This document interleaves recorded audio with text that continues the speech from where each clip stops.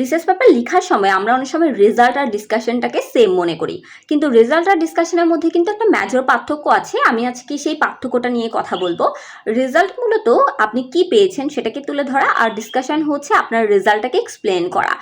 আর একটু ক্লিয়ার করে বলি, আপনি যে ডাটা বা ফাইন্ডিংস পেয়েছেন সেটাকে আপনাকে রেজাল্টে তুলে ধরতে হবে, আর আপনি যে ফাইন্ডিংসটা পেয়েছেন সেটার সিগনিফিকেন্স কি, কেন হয়েছে, বা হচ্ছে প্রিভিয়াস রিসার্চের সাথে মিলে কিনা, এটাকে আপনাকে এক্সপ্লেন করতে হবে ডিসকাশন পার্টে।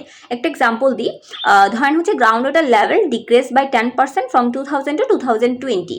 তাহলে এটা হচ্ছে কি আপনার আউটপুটটা, এটাকে আপনি তুলে ধরলেন, বা ডাটাটা যেটাকে আপনি হচ্ছে রেজাল্ট পার্টে তুলে ধরবেন। আর এই গ্রাউন্ড ওয়াটার লেভেল কেন ডিক্রিজ হয়েছে, লাইক ধরেন আরবানাইজেশন বা হচ্ছে গ্রাউন্ড ওয়াটার রিচার্জ কমে যাওয়া, এই কারণগুলোর কারণে কিন্তু গ্রাউন্ড ওয়াটার লেভেল ডিক্রিজড হয়েছে, এটাকে আপনি তুলে ধরলেন ডিসকাশন পার্টে। সো এটা হবে ডিসকাশন পার্টে। আর হ্যাঁ, ডিসকাশন পার্টে আপনাকে আরেকটা জিনিস একটু তুলে ধরতে হবে, যে প্রিভিয়াস রিসার্চগুলোতে আপনি যেটা বের করেছেন সেটাকে আদৌ মিলছে কিনা সেটাকে আপনাকে হাইলাইট করতে হবে। অ্যান্ড এখানে অবশ্যই আপনাকে লিটারেচার রিভিউ করে কিছু সাইটেশন পার্ট অ্যাড করে আপনার আউটপুটের সাথে মিলিয়ে দেখাতে হবে। সো এটাই হচ্ছে রেজাল্ট আর ডিসকাশনের মধ্যে মেজর পার্থক্য। রেজাল্টে আপনি কোনো ধরনের এক্সপ্লেনেশন দিবেন না, জাস্ট ডাটা কী পেয়েছেন সেটা তুলে ধরবেন।